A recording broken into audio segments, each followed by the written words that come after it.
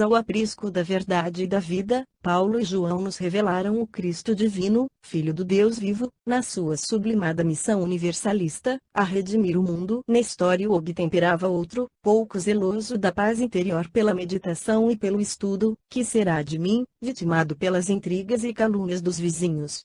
Quero aprender e progredir na fé, mas a provocação da maledicência não mo permite. E, acaso poderás ir a Jesus, deixando-te encarcerar pelas opiniões do mundo? Explicava solícito liberto de Elvídio. A ciência do bem viver não está somente em nos não incomodarmos com os pensamentos e atos de quem quer que seja, mas em deixar, também, que os outros se importem constantemente com a nossa própria vida. Mestre, exclamava ainda uma senhora de semblante idoso e triste, dirigindo-se ao ex-escravo, meus sofrimentos extravasam do cálice. Rogai por mim para que Jesus me atenda às rogativas. Irmão, respondia Nestório algo veemente, esquecestes que Jesus recomendou jamais nos chamássemos mestres uns aos outros? Não sou senão servo humilde dos seus servos, indigno de sacudir o pó das sandálias do único e divino Mestre. Não vos entregueis a tristezas e lamentações, porque, no problema da fé, somente vós mesma podereis dar a Jesus o testemunho do vosso amor e da vossa confiança.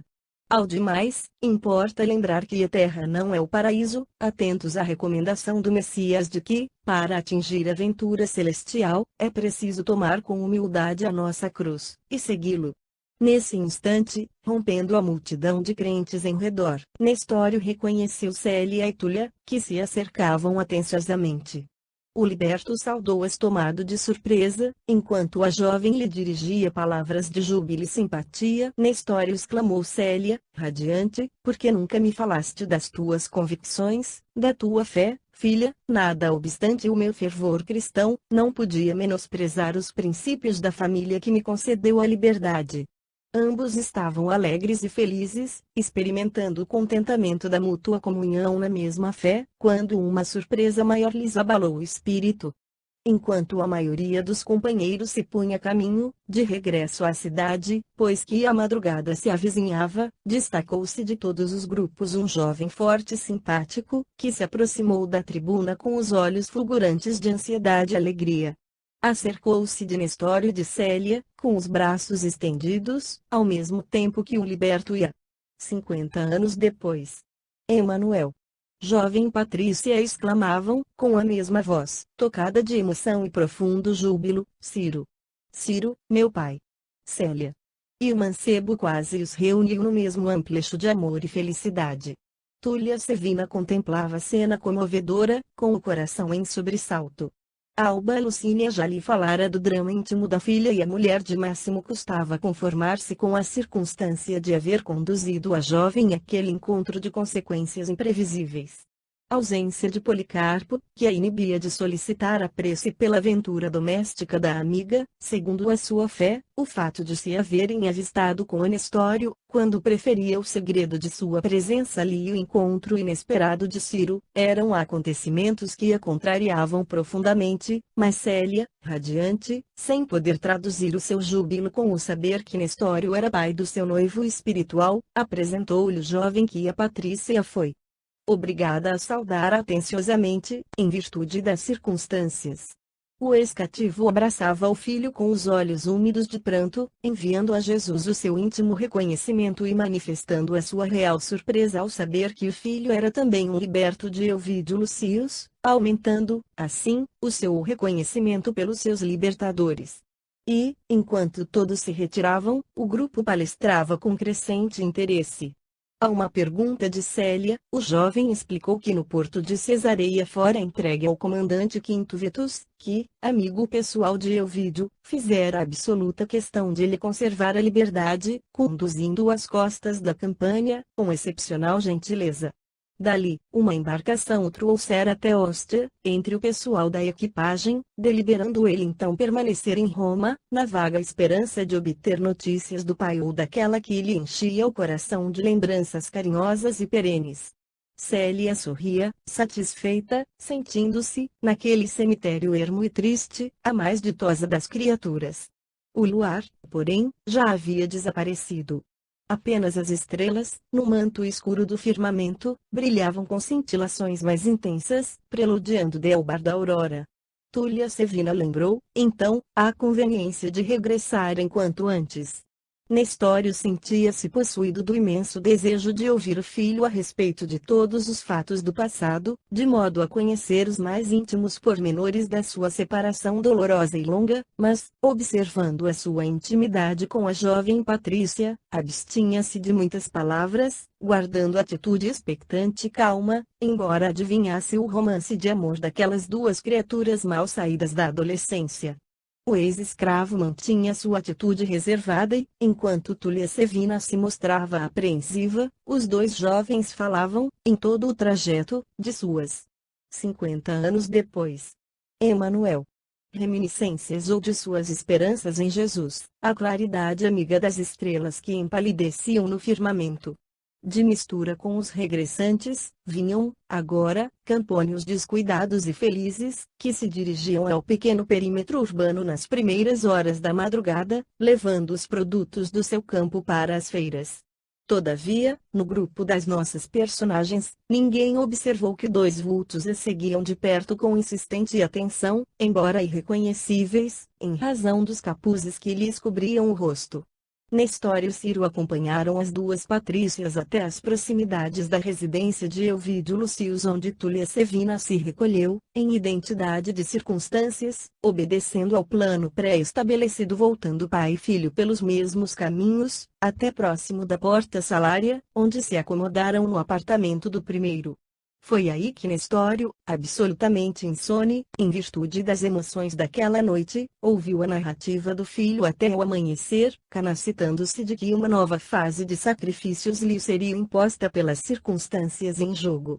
O sol já havia espalhado seus raios de ouro por toda parte, quando liberto de Elvídio, algo acabrunhado, apesar do júbilo de rever o filho estremecido, falou-lhe, abraçando com ternura: meu filho, regozijo-me no Senhor pela alegria de te encontrar livre e salvo, com o pensamento iluminado pelas nossas profundas esperanças em Jesus Cristo, mas temo por ti.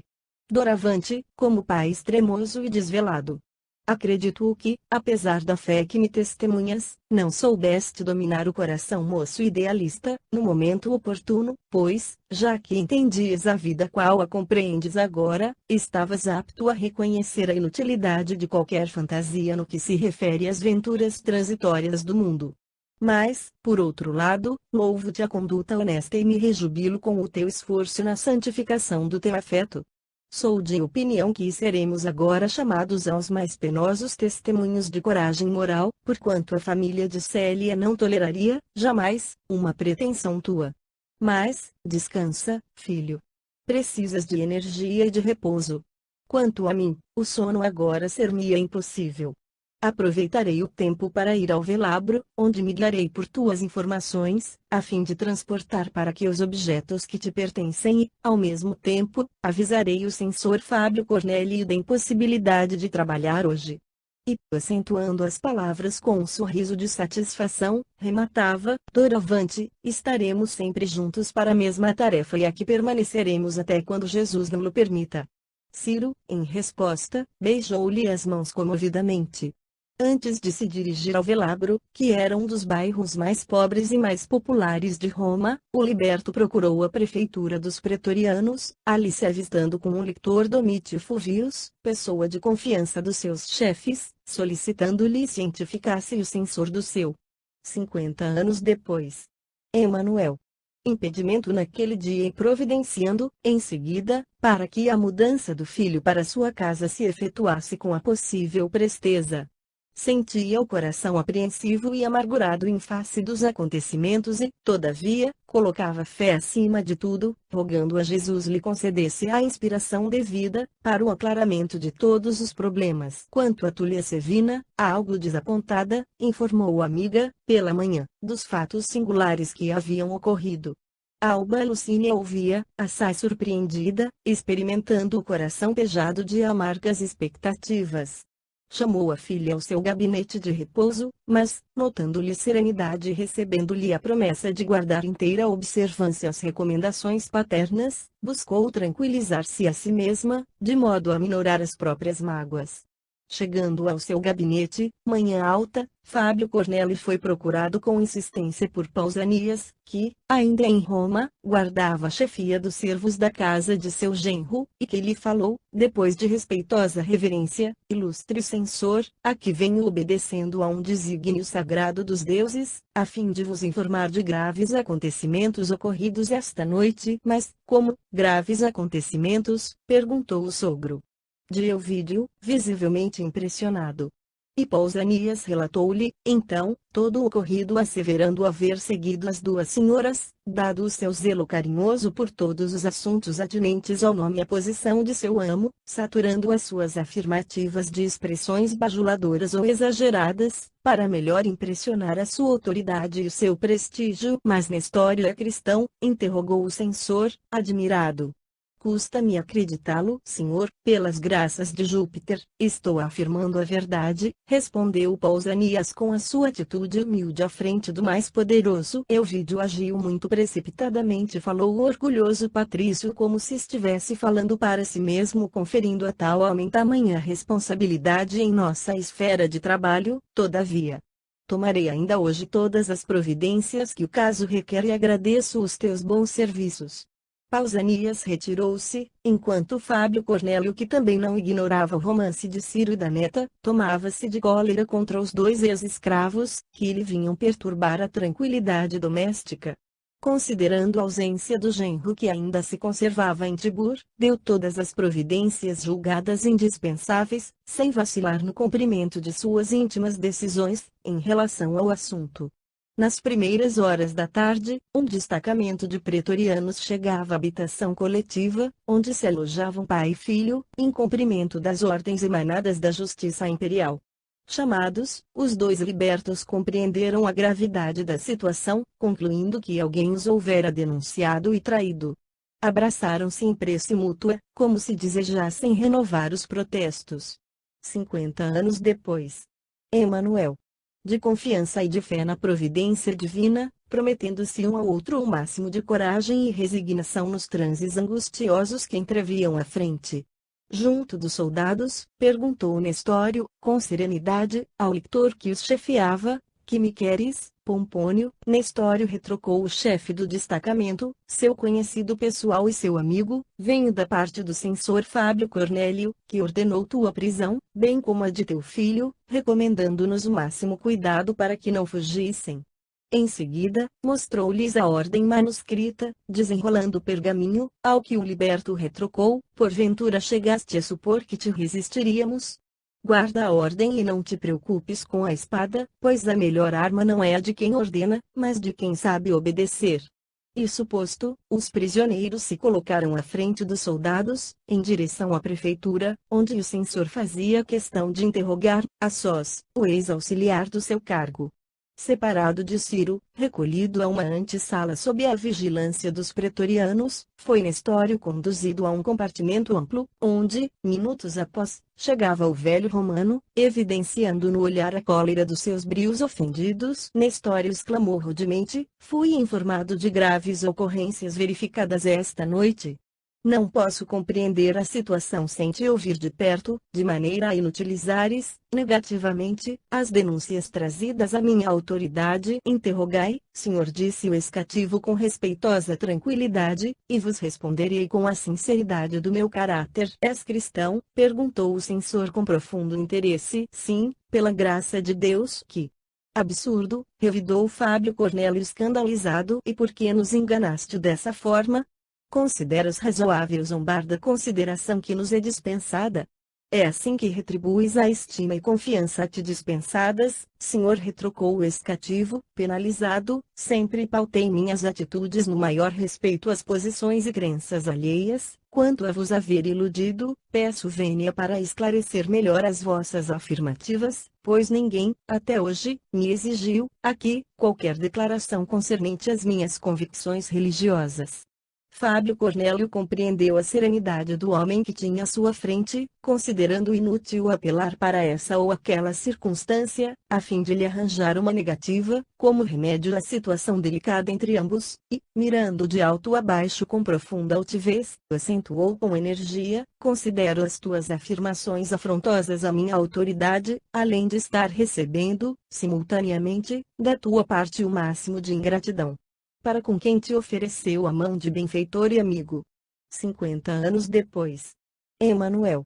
Mas, senhor, será insulto, porventura, o dizer-se a verdade? Perguntou Nestório ansioso por se fazer compreendido. E sabes a punição que te espera? Revidou o velho censor mal-humorado. Não posso temer os castigos do corpo, tendo a consciência tranquila e edificada. Isso é demais.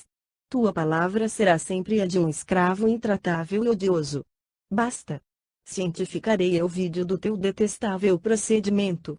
E chamando Pompônio Gratus para ouvir-lhe as declarações, o orgulhoso patrício retirou-se do recinto, pisando forte, enquanto Nestório era obrigado a relatar a sua condição de adepto e propagandista do cristianismo, reafirmando ser pai de Ciro e fornecendo outros informes, de maneira a satisfazer a autoridade com a exposição dos seus antecedentes. Nestório exclamou Pompônio Gratus, assumindo ares de importância, na qualidade de inquiridor para o caso no momento: não ignoras que as tuas afirmativas constituirão a base de um processo, cujo resultado será a tua condenação. Sabes que o imperador tem sido justo e magnânimo para todos os que se arrependem a tempo de atitudes como a tua, desarrazoadas e infelizes. Por que não renuncias, agora, a semelhantes bruxedos? Negar a fé cristã seria trair a própria consciência, replicou o liberto calmamente. Além disso, nada fiz que me pudesse induzir ao arrependimento. Mas não eras um escravo. Se vieste de condição penosa e miseranda, por que não transigir com as tuas ideias pessoais em sinal de gratidão para com aqueles que te deram a independência? No cativeiro nunca deixei de cultivar a verdade, como a melhor maneira de honrar os meus senhores, mas, ainda assim, sempre tive um outro jugo, suave e leve, o de Jesus. E agora, acredito que o Divino Senhor me convoca ao testemunho. Cavas o abismo de teus males com as próprias mãos, disse o lictor com indiferença. E acentuando as palavras, com o mais fundo interesse, acrescentou: agora, faz-se mister digas onde se reúnem essas assembleias, para que as autoridades se orientem na campanha de expurgar a cidade dos elementos mais perigosos. Pompônio Gratus, replicou Nestório altivamente, não posso esclarecer-te neste particular, pois o sincero adepto de Jesus não conhece a delação nem sabe fugir à responsabilidade da sua fé, acusando seus irmãos. O lictor irritou-se, revidando com acrimônia: e não temes os castigos que te forçarão a fazê-lo em tempo oportuno? De modo algum. Chamados ao testemunho de Jesus Cristo, não podemos temer conveniências mundanas.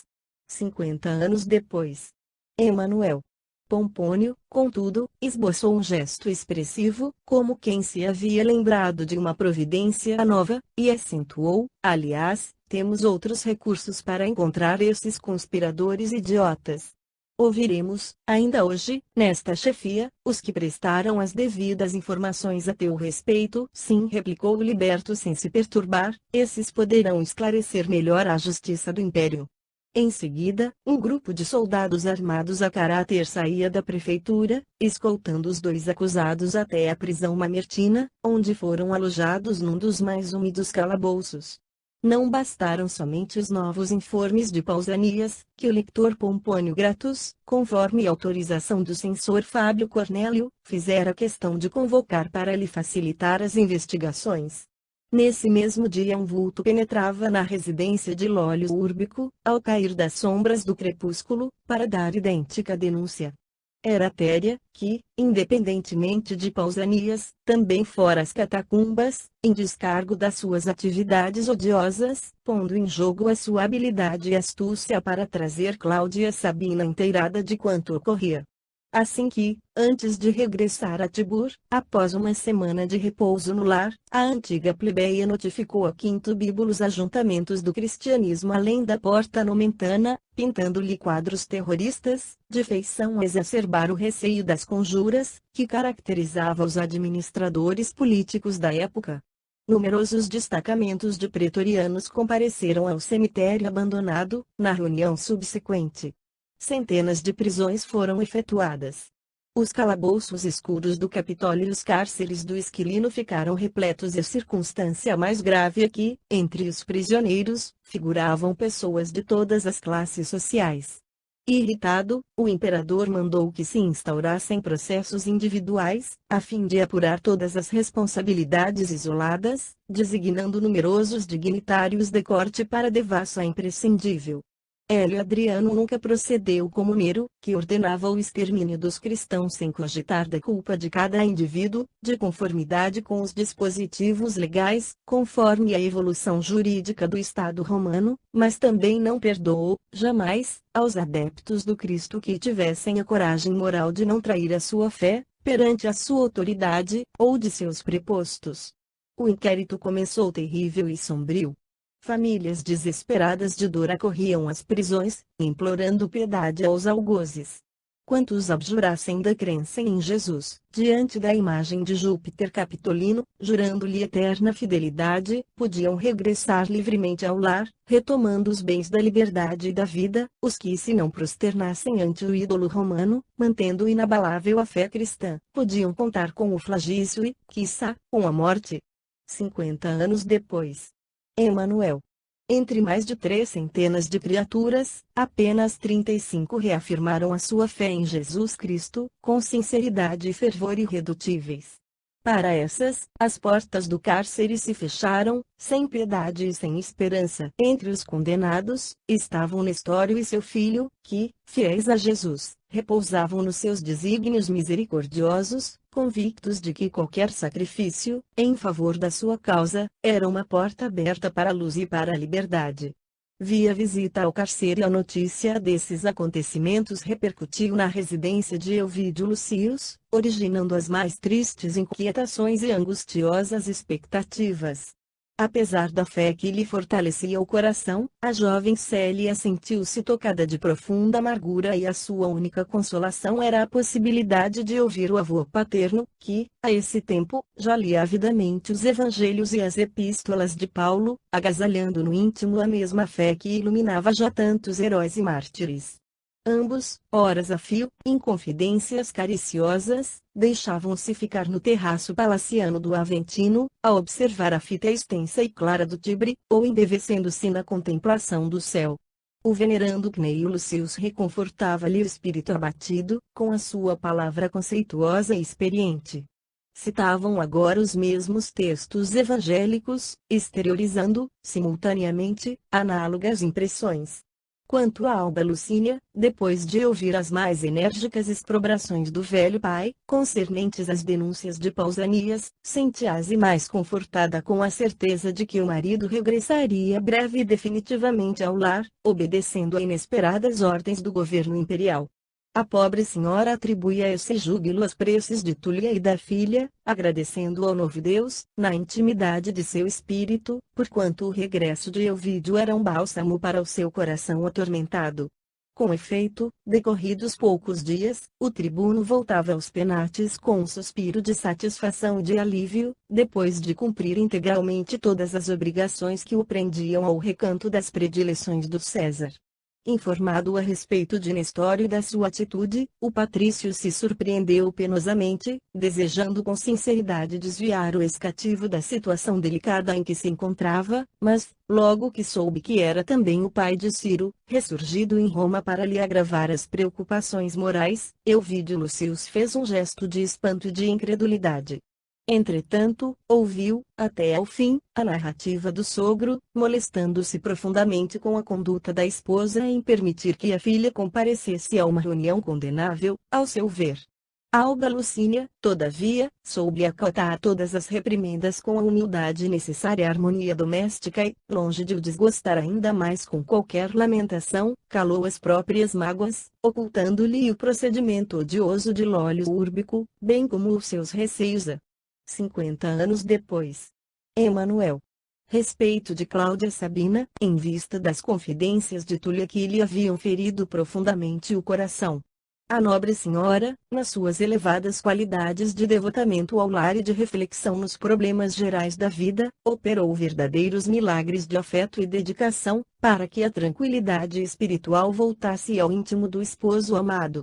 No dia seguinte ao seu regresso, Elvídio Lucius tomou todas as providências para avistar-se com Nestório na prisão mamertina. O aparecimento de Ciro, na capital do império, representava para ele um fato inverossímil. Não podia crer que o seu liberto de confiança, cujas atitudes lhe haviam conquistado a maior simpatia, pudesse ser o pai de um homem que o seu coração detestava. Queria, assim, certificar-se da verdade por si mesmo.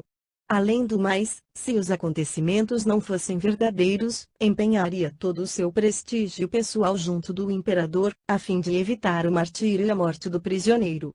A realidade, porém, haveria de contrariar esse intuito, sem resquícios de fantasia. Chegado ao presídio, conseguiu de Sisto Plócio, oficial que superintendia o estabelecimento, uma licença incondicional, de modo a se avistar com o prisioneiro como bem entendesse. Dentro em pouco, varava corredores e descia escadas subterrâneas, ladeando celas imundas, onde a luz era de uma escassez terrível e clamorosa, e não tardou a encontrar Nestório ao lado do filho. Ambos estavam magros, desfigurados, a tal ponto que o patrício, fosse pelo abatimento físico do rapaz, fosse pelas sombras que o cercavam, não reconheceu Ciro de pronto, dirigindo-se ao liberto nestes termos, que profundamente o comoveram: Nestório, já sei os motivos que te trouxeram ao cárcere, mas não hesitei em vir até aqui para ouvir-te pessoalmente, tal a estranheza que me causou a relação das ocorrências. Havia nas suas palavras um tom de sensibilidade e de simpatia feridas, que o ex-escravo recebeu como bálsamo dulcificante para o seu coração. Senhor, respondeu respeitosamente, agradeço do íntimo da alma o vosso impulso generoso. Nestas celas jazem também loucos e leprosos, e, contudo, não vacilastes em trazer ao vosso mísero escravo a palavra de exortação e de conforto. Nestório, continuou Elvídio com generosa deferência, meu sogro relatou-me, a teu respeito, certos fatos que me custa acreditar, a despeito de sua honorabilidade de homem público e do seu paternal interesse para comigo. Nesse ínterim, pai e filho contemplavam, ansiosos, aquele de quem poderia depender a sua liberdade, notando-se que Ciro se encolhera a um canto, temendo a atitude de ansiedade suspeitosa com que Elvídio Lucius o observava. O tribuno prosseguiu. 50 anos depois. Emanuel. Não pude aceitar, integralmente, o que me disseram e vim certificar-me, por mim mesmo, com o teu depoimento pessoal. E, acentuando as palavras, perguntou, abruptamente, és de fato cristão? Sim, senhor, murmurou o interpelado, como se respondesse constrangidamente, em face de tão grande generosidade. Prometi a Jesus, no sacrário da consciência, que não renegaria minha fé em tempo algum. O tribuno esfregou o rosto, num gesto muito seu, quando contrariado, acrescentando em tom de mágoa, nunca pensei que houvera colocado um cristão na intimidade do meu lar e, no entanto, vim até aqui sinceramente desejoso de pleitear a tua liberdade. Agradeço-vos, senhor, de todo o meu coração, jamais esquecerei o vosso alvitre, juntou Nestório com dolorosa serenidade, interessando-me. Pela tua sorte, prosseguiu Elvídio constrangidamente, procurei o senador Quirino Brutus, incumbido pela autoridade imperial da instrução do processo atinente aos agitadores do cristianismo, vindo a saber, ainda ontem, que 13 dos implicados receberam a sentença de banimento perpétuo e 22 foram condenados à morte pelo suplício. Apesar do seu fervor religioso, ambos os prisioneiros ficaram lívidos. Elvídio Lucius, porém, continuou imperturbável. Entre estes últimos, vi o teu nome, o de um rapaz que me disseram ser teu filho. Que me dizes a tudo isso? Não desejarás, porventura, abjurar uma fé que nada te facultará a não ser a morte infamante pelos suplícios mais atrozes? E esse homem que te acompanha, será de fato teu filho? Dize uma palavra que me esclareça ou me proporcione elementos para uma defesa justa. Senhor, acudiu o liberto invocando todas as suas energias para não fracassar no testemunho. Minha gratidão pelo vosso interesse generoso há de ser eterna. Vossas palavras me sensibilizam todas as fibras do coração. Ouvindo-vos, sinto que deveria seguir vossos passos com humildade e submissão, através de todos os caminhos, mas é também por amor que não posso ceder em minha fé, à própria tentação da liberdade. Jesus exerce em mim um jugo divino e suave.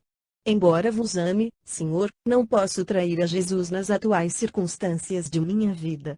Se o Mestre de Nazaré deixou que o imolassem na cruz, puro e inocente, pela redenção de todos os pecadores deste mundo, por que me haveria de escusar ao sacrifício, quando me sinto cheio da lama do pecado?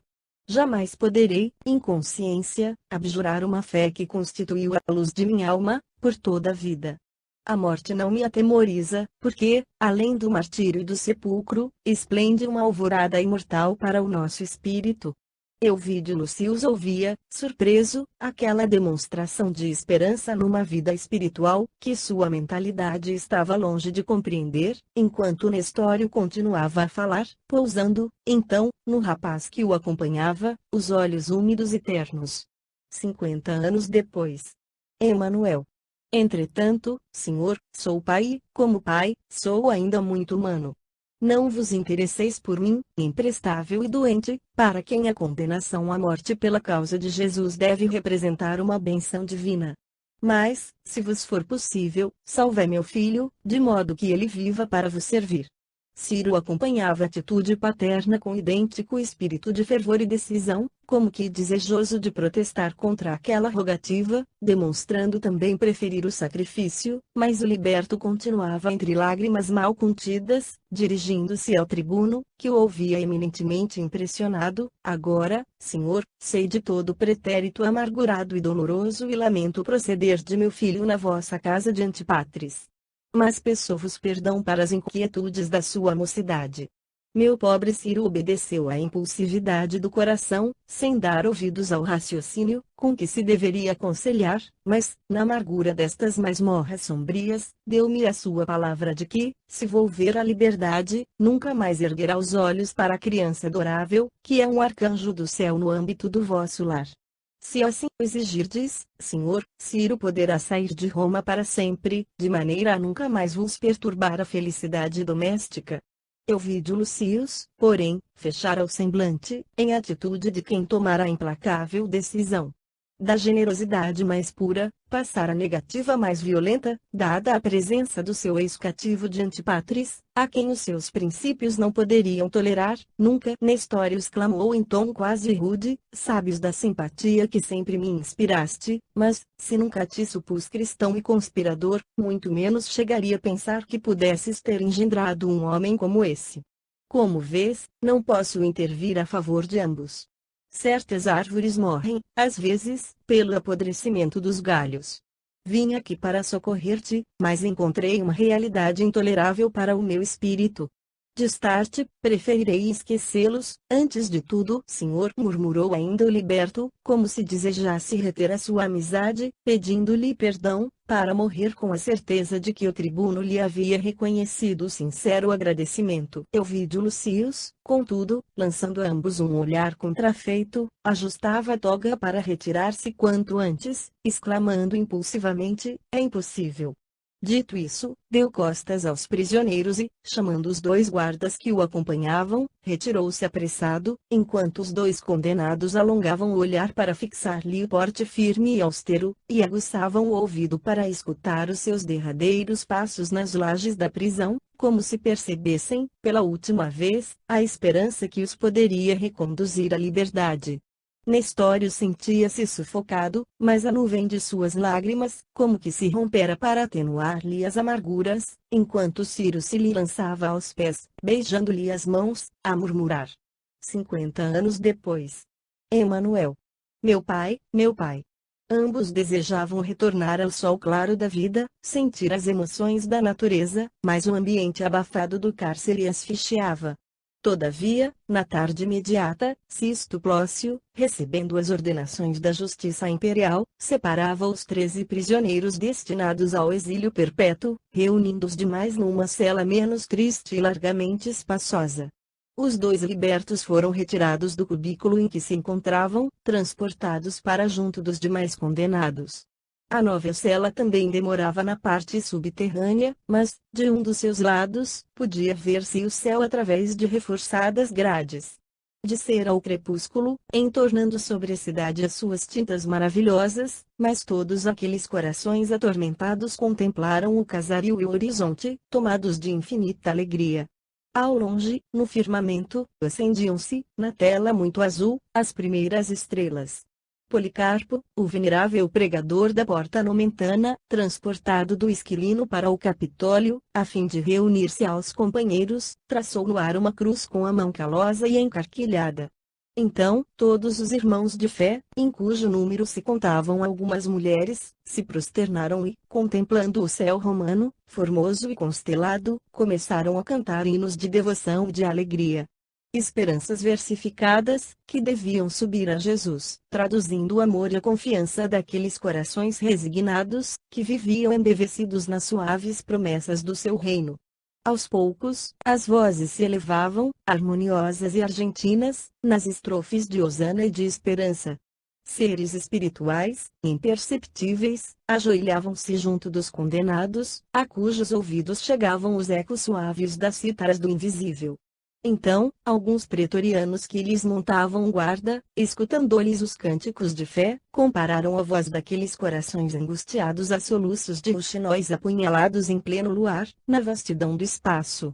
Enquanto os prisioneiros aguardam o dia reservado ao sacrifício, acompanhemos nossos personagens no desdobramento de sua vida cotidiana.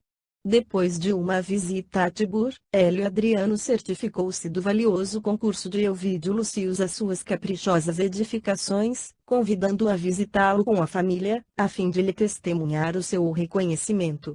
No dia aprazado, com exceção de Célia, que não podia dissimular o seu abatimento, compareciam ao ágape, que o imperador lhes oferecia, o tribuno e sua família, acompanhado de Caio Fabricius e Fábio Cornélio. Adriano os recebeu com amabilidade extrema, versando às palestras da tarde os mais variados assuntos atinentes à vida social e política do império. Em dado instante, após as libações habituais, Adriano dirigiu-se a Elvídio Lucius, nestes termos. 50 anos depois. Emanuel. Meu amigo, o principal escopo do meu convite é agradecer-te a preciosa colaboração prestada aos meus planos em Tibur. Francamente, as tuas realizações excederam a minha expectativa mais otimista. Obrigado, Augusto, respondeu o patrício, emocionado e satisfeito. E como se houvera transportado a sua palavra a objetivos diferentes, o imperador obtemperou com evidente interesse, quando se efetua o enlace de tua filha. Pretendo fazer uma viagem demorada pela Grécia, antes de me recolher a Tibur de modo definitivo, mas não desejaria partir sem contemplar a felicidade dos nubentes. Designando Caio, que experimentava a maior alegria à vista do interesse imperial pela sua situação, Elvídio replicou: Augusto, muito nos honramos com a vossa generosa atenção. O enlace de minha filha depende tão somente do noivo, que está aliciando a experiência da vida, antes de atender aos reclamos do amor. Que é isso, Caio? Perguntou o imperador num largo sorriso. Que esperas ainda? Se Vênus ainda não te bateu fortemente às portas da alma, não podes entreter com promessas o coração que te aguarda em primaveras de amor. Vossa palavra, ó César, respondeu o interpelado como um perfeito augustino, conforta-me o espírito como os raios do sol. Entretanto, tendo de substituir Vênus por Juno em meu santuário doméstico, aguardo a oportunidade propícia à minha tranquilidade futura. Hélio Adriano fez um gesto expressivo, fichando em Elvídio Lucius o seu olhar enigmático, e acrescentando: o ensejo esperado deve estar chegando agora. Afirmava a sabedoria dos antigos que melhor fala aos pais o bem que se faz aos filhos, razão por que tomo dote da jovem Elvídia ao meu cuidado. Resolvi doar-lhe uma propriedade deliciosa nas imediações de Capua, ao pé do Vulturno, onde o fruto das vinhas e das oliveiras bastaria para entreter a felicidade de uma família durante 100 anos de existência, sem outras preocupações de ordem material. Um sopro de alegria animou todos os semblantes, desenhando-se, com especialidade, nos de Elvídio Lucius e sua mulher, que se entreolharam felizes, tomados de sincero reconhecimento pela espontânea generosidade do imperador, a quem Fábio Cornélio se dirigiu com a mais respeitosa cortesia, agradecendo em nome de todos a régia dádiva. Caio Fabricius, não podendo conter a sua alegria, apertou as mãos da noiva, exclamando, depois da palavra de Fábio: queremos confirmar nosso reconhecimento à vossa magnanimidade, ó Augusto. Vossa lembrança expressa a generosidade e o poder do Senhor do mundo. E já que depende de mim a fixação do matrimônio, marcá-lo-emos para o mês próximo, como vos apraz. Todo o nosso desejo é que nos honreis com a vossa presença, porquanto, em face de vossa paternal proteção, sentimos que os deuses nos abençoam e guiam. 50 anos depois. Emanuel. Sim, ponderou Adriano pensativo, no mês vindouro pretendo realizar minha última viagem pela Itália e pela Grécia. Prometi aos amigos de Atenas que não me recolheria a Tibur antes de levar-lhes a minha visita derradeira. Antes de me ausentar, pretendo comemorar com festejos públicos a inauguração dos novos edifícios da cidade. Aproveitaremos, então, a oportunidade para que se efetive a tua aventura. Entre as numerosas edificações de Adriano, durante o seu reinado, contaze, como das mais modernas, o famoso Castelo de Santo Ângelo. Nota do Emanuel. Alba Lucínia tinha os olhos úmidos, abraçando a filha alegremente, e assim terminava o banquete com júbilo inexcedível. No dia imediato, o imperador ordenou todas as providências para a doação e, enquanto Elvídio Lucius e família se preparavam convenientemente para o evento familiar, Caio Fabricius dirigia-se à antiga terra da lavoura, a fim de conhecer a região em que ficava sua futura vivenda. Todavia, a par dos grandes júbilos, persistiam as graves preocupações e as grandes dores.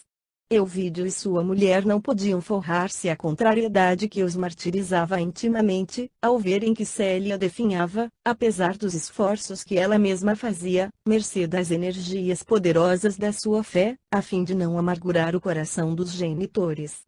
Comparando a filha a uma flor mirrada e triste, o tribuno aumentava o seu ódio às ideias cristãs, recordando Ciro com aversão e rancor. O doloroso contraste do destino de suas filhas era-lhe objeto de profundas meditações. Interessava-se por ambas, com o mesmo afeto, contudo, malgrado a boa intenção, a mais nova parecia afastada da sua devoção paternal.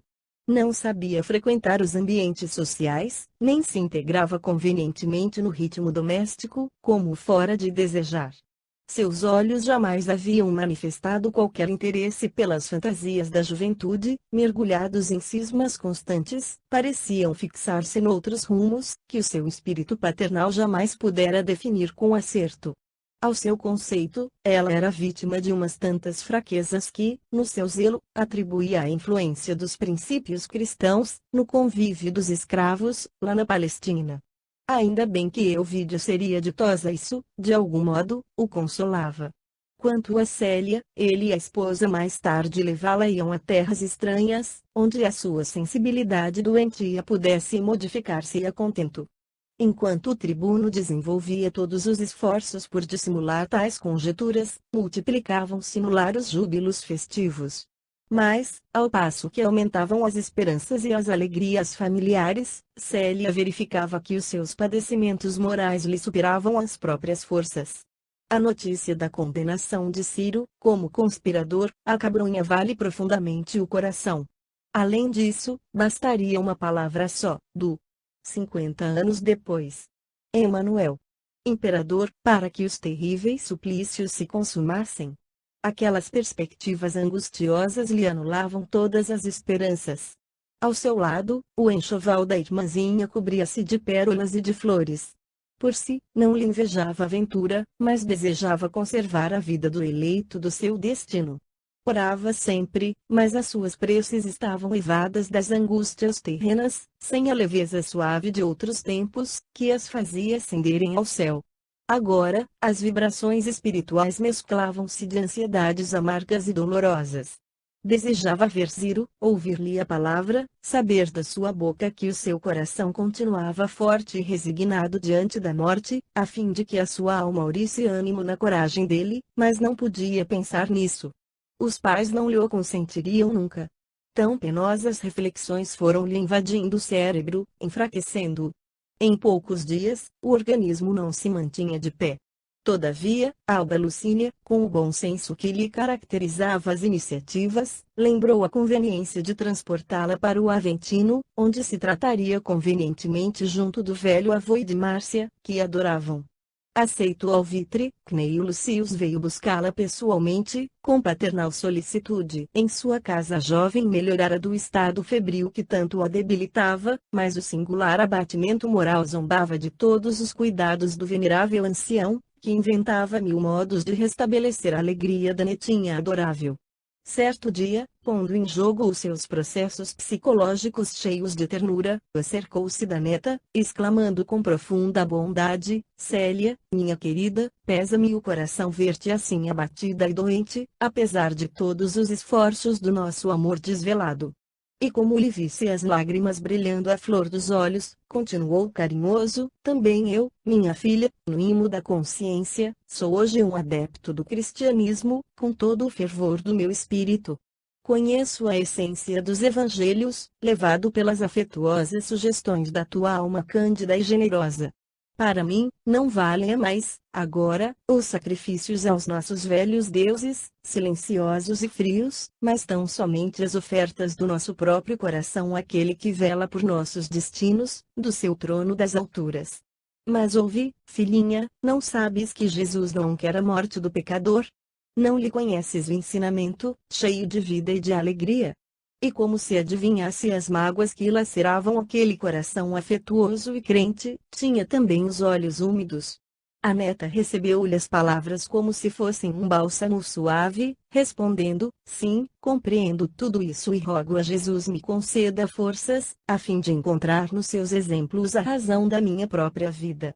Essa resposta, porém, ficava meio, uma onda de lágrimas invadia-lhe os olhos grandes, serenos, como se hesitasse em confessar ao venerando velhinho a sua preocupação dolorosa e incessante. Cneio Lucius, contudo, abraçou-a ternamente, ao mesmo tempo que ela murmurava em voz súplice. 50 anos depois. Emanuel. Avôzinho, prometo ter fé e triunfar de todos os sofrimentos, mas desejava ver Ciro antes da sua morte.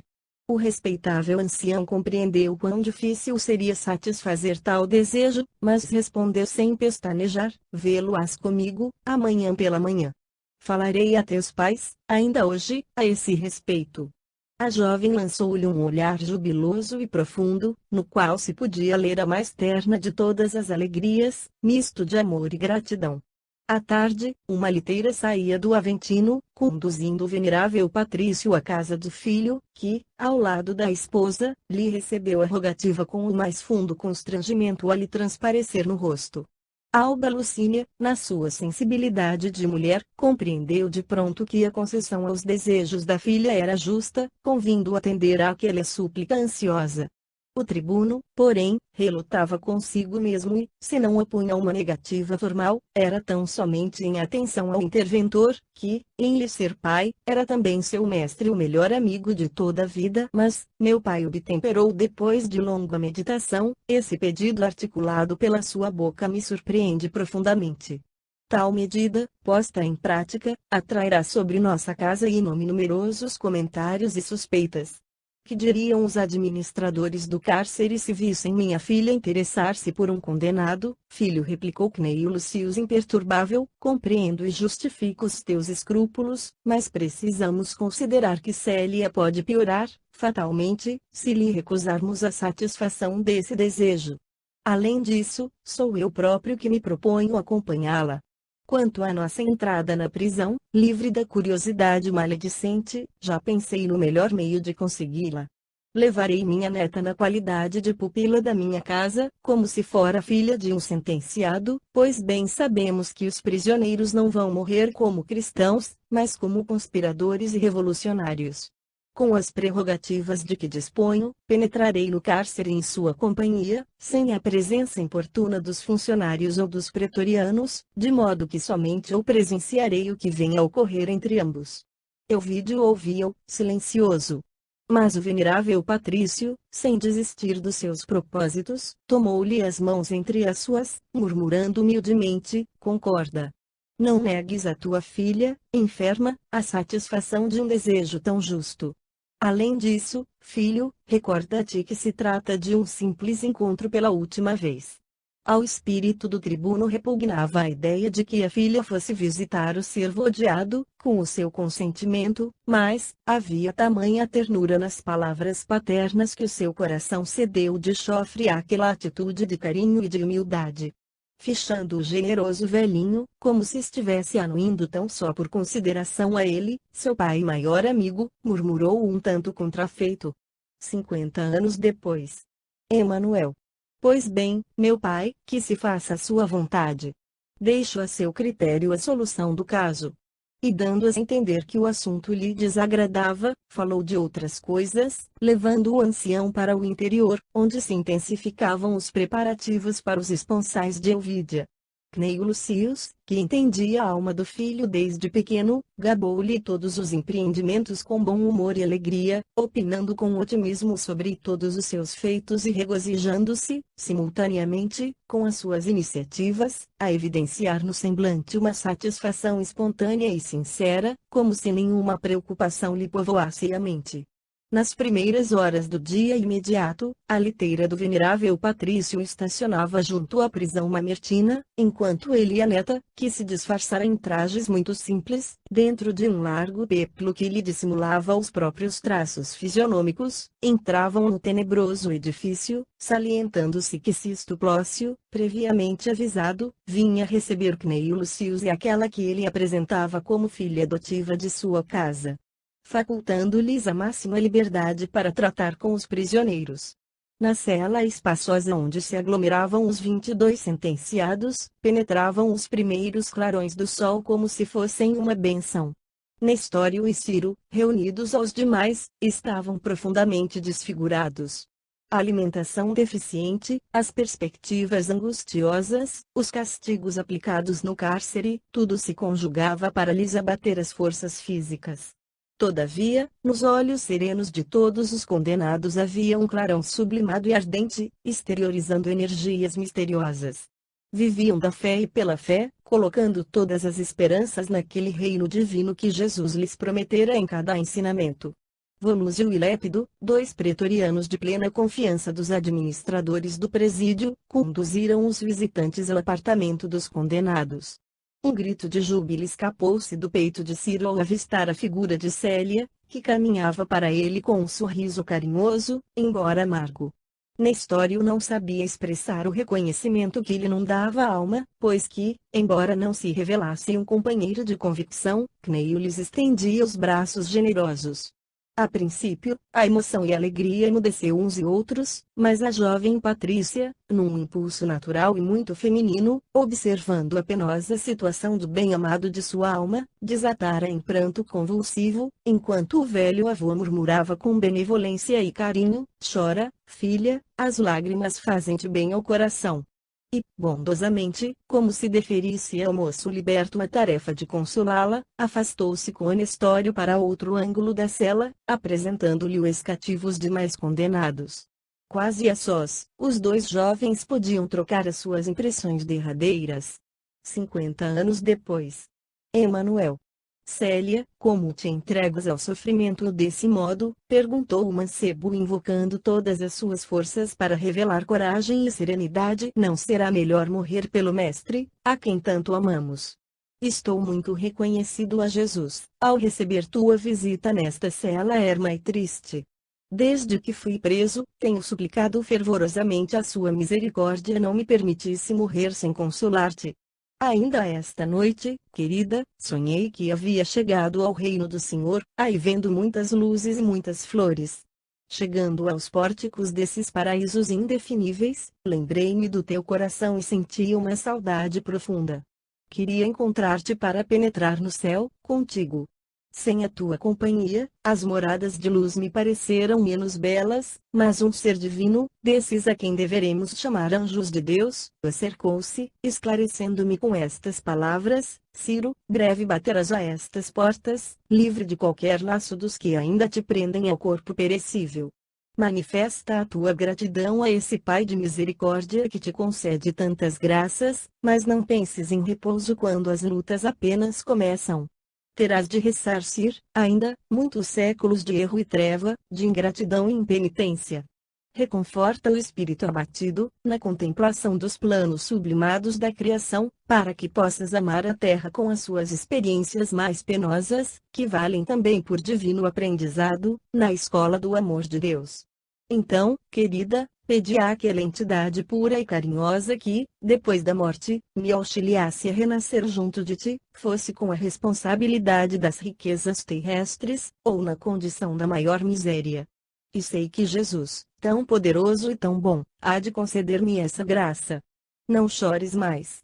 Desanuvia o coração nas promessas divinas do Evangelho.